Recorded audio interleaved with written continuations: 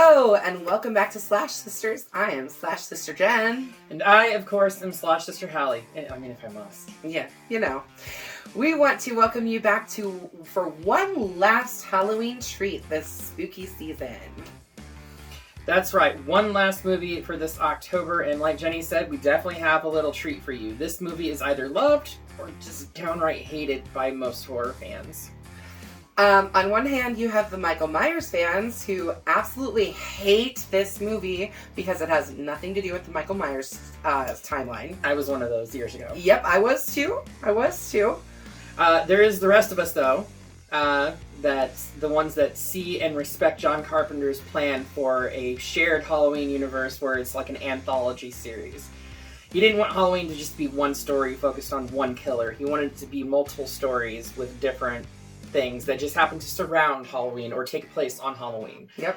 Which is a large reason why he basically abandoned the franchise after this. Because I think he... This was the last one that he was really associated with. But until the new trilogy, when he was producing those and doing the music and stuff for those, so... Yep, so until the 2018 Halloween movie, that's when he came back into the picture. But yeah, for the most part, he was very absent from the franchise after this film.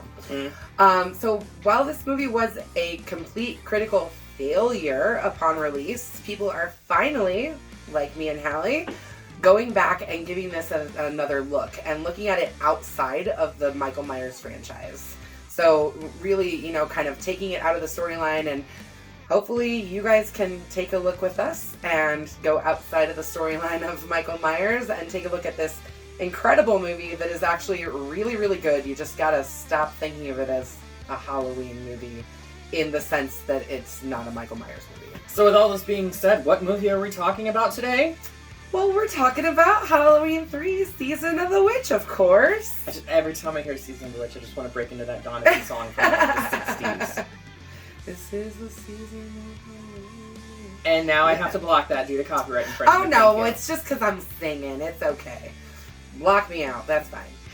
So let's get into this movie, shall we? Let's do it. On October 23rd, 1982, in Northern California, shop owner Harry Grimbridge, clutching a jack-o'-lantern Halloween mask, is pursued by mysterious men in suits. He collapses at a filling station where the shop owner calls for help. Next, we meet Dr. Daniel Chalice, played by Tom Atkins, one of the greats from the 80s. Yes. He's done a lot of John Carpenter stuff over the years. Absolutely. Shows up at his ex-wife's house to... Were they? I thought they were still married. I mean, everything that I've read has said that it was his ex-wife. Okay. They're not together anymore, at least. Okay, Well, that makes sense as to why he was trying to sleep with anything and everything that had... literally everybody.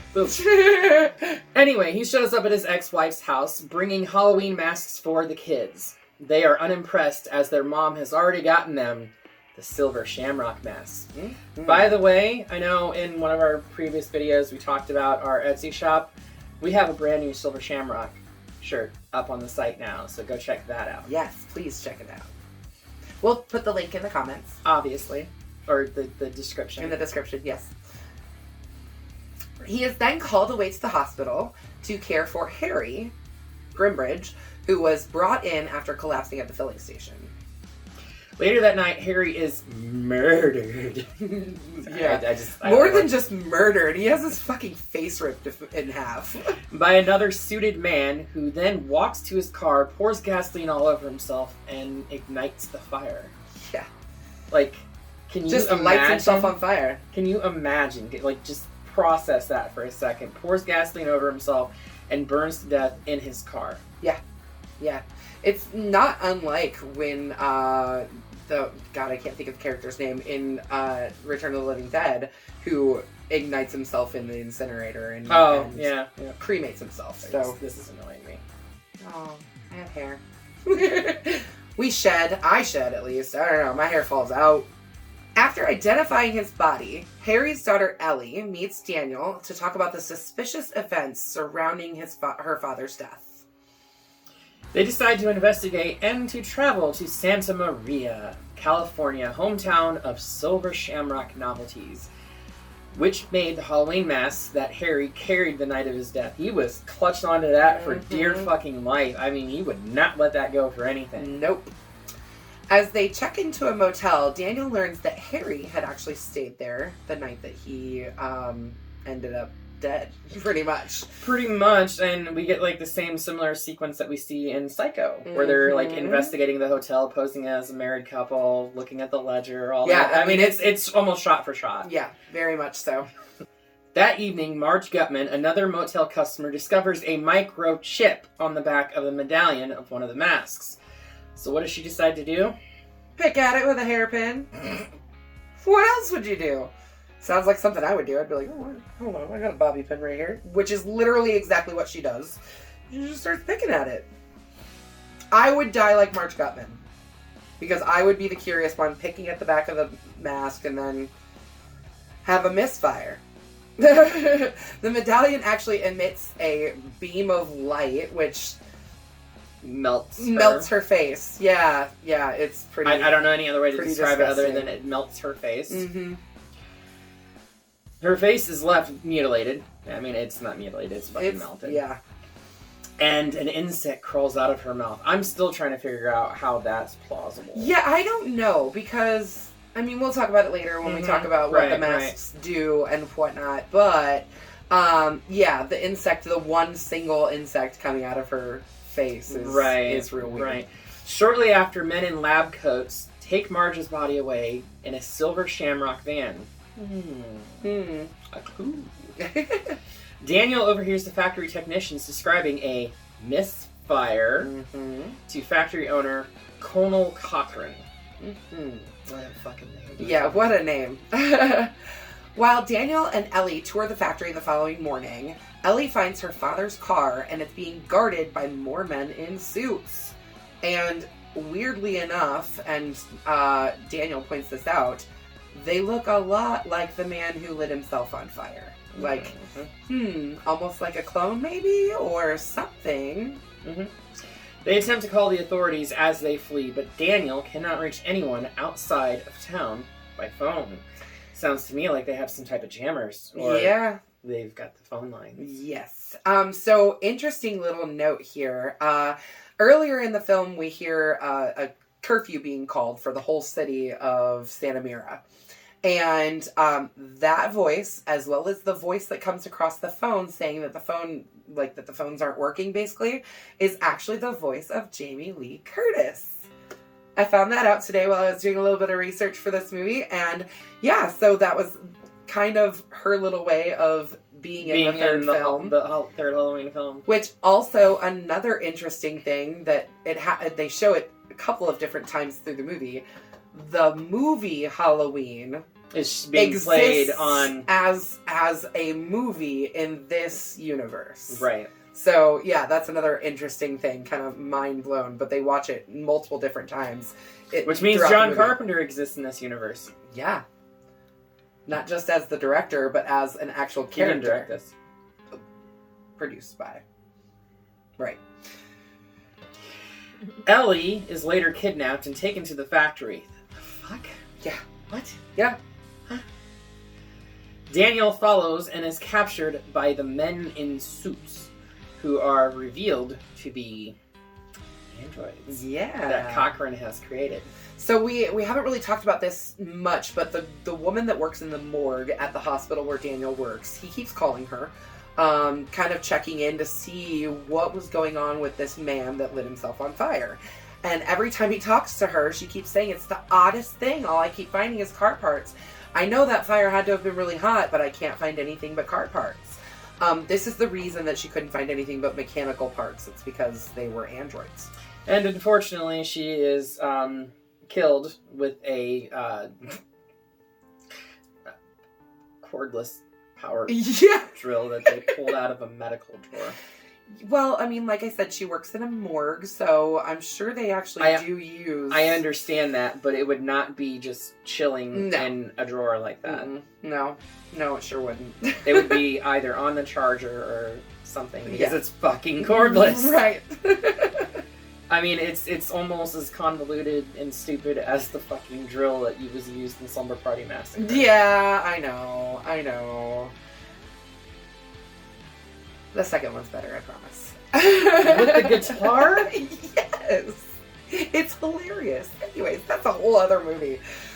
So Connell Cochran takes Daniel to the final processing control room and reveals his plan.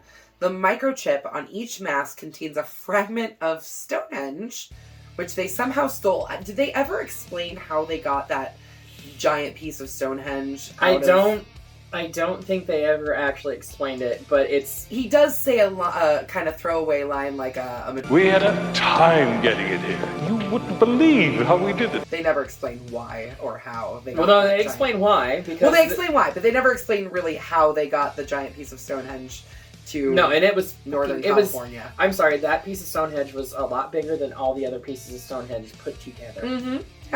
Yeah, thing was huge. So, anyways, so they stole a part of Stonehenge, and they're using fragments of it inside of the little chips as part of this big giveaway that they're doing for the kids.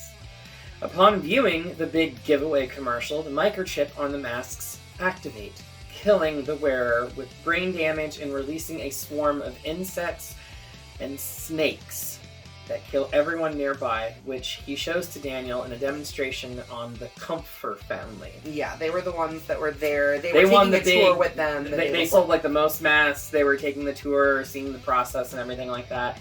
And they paid the price. Did they ever? Let me tell you, this scene, like, the bugs don't bother me too much. I'm not, like, super grossed out by bugs, but snakes bother the fuck out of me. Like, they just do. And there's a lot of snakes in that scene. And I the first time I watched it, second time I watched it, this last time I watched it, every single time, it always gets me. It's one of those things where I'm like, ooh! I'm like Indiana Jones. Why did it have to be snakes? So Cochran locks a mask-clad Daniel, so he puts one of the skull masks onto Daniel, in a room and explains his plan to resurrect ancient rituals from his native Celtic lands, sacrificing children at Samhain and which is the pagan celebration of the coming of winter, which now is celebrated as Halloween, as most people leave it to Christians to overwrite pagan holidays and try to make them their own. Yeah. They did the same thing with Christmas, too. And Easter. And every other effing holiday. Yeah, well.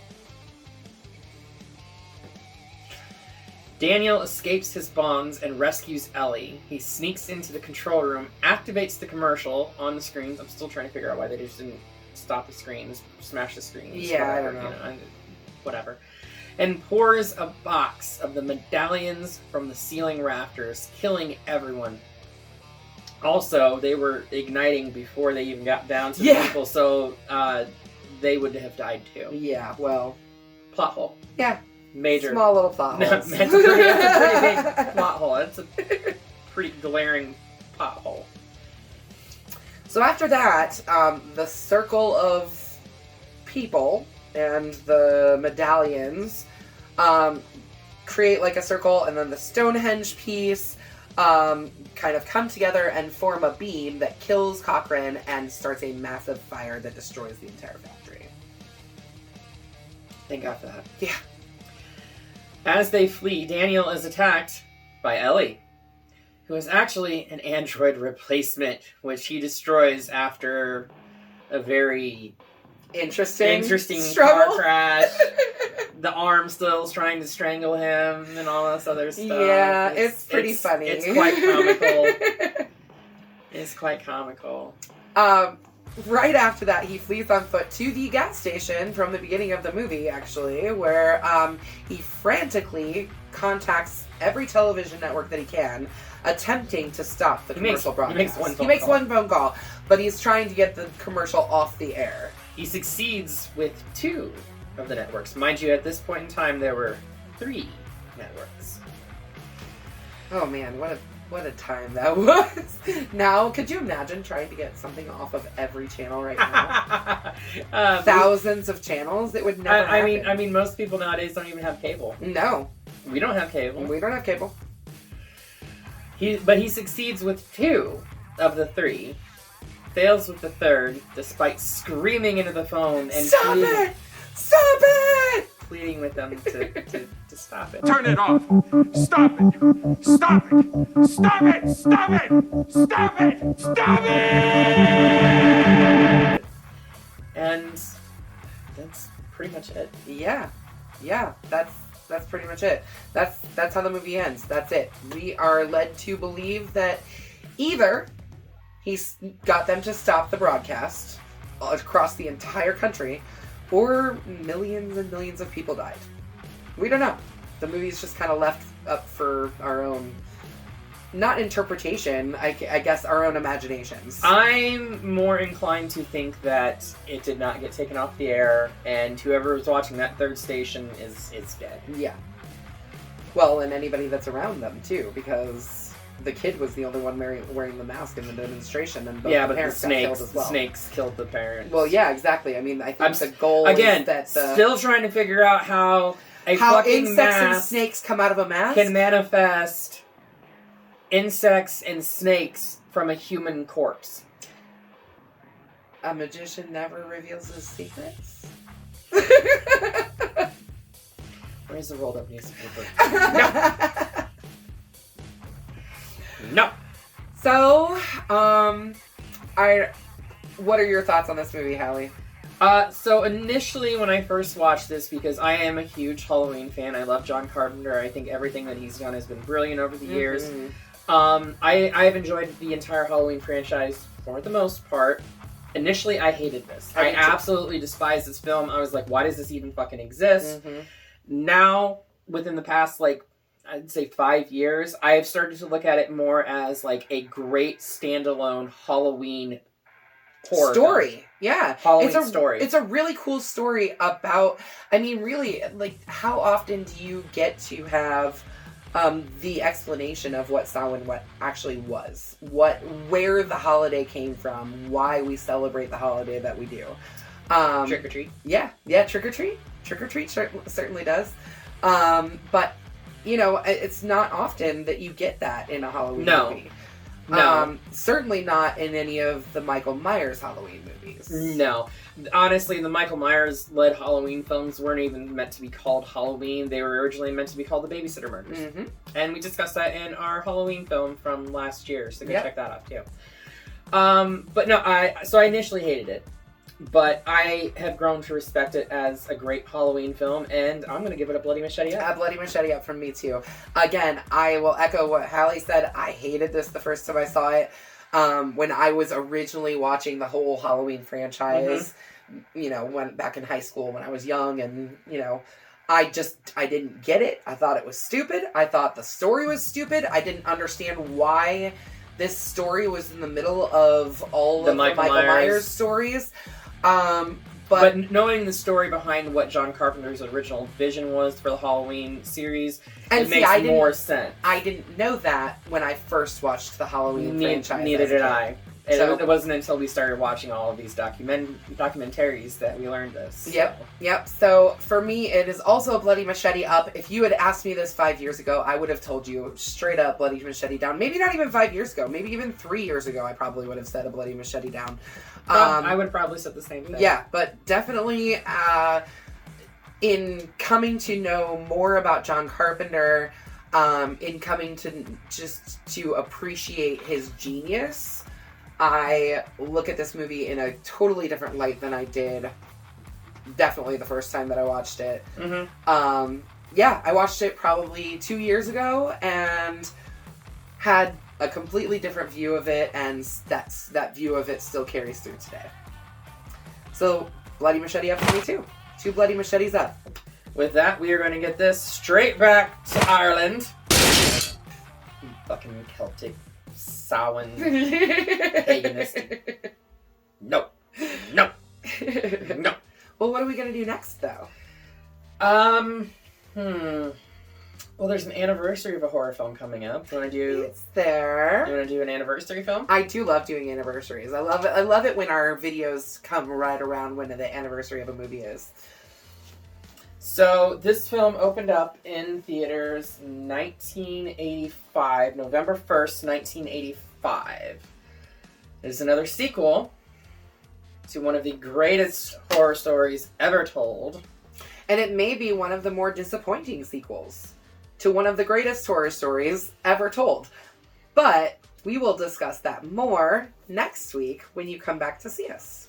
We'll be talking about Nightmare 2. Yes. Freddy's Revenge, the gay horror. Oh, the horror. The horrors. Oh, the gay horrors. I don't know. But until then, be sure to stab that subscribe button. And slash the like button. And ring-a-ling that grave bell so you can stay up to date on all of our videos and you don't get buried alive in the tube of views. Yes. Until then, we will see you in the afterlife.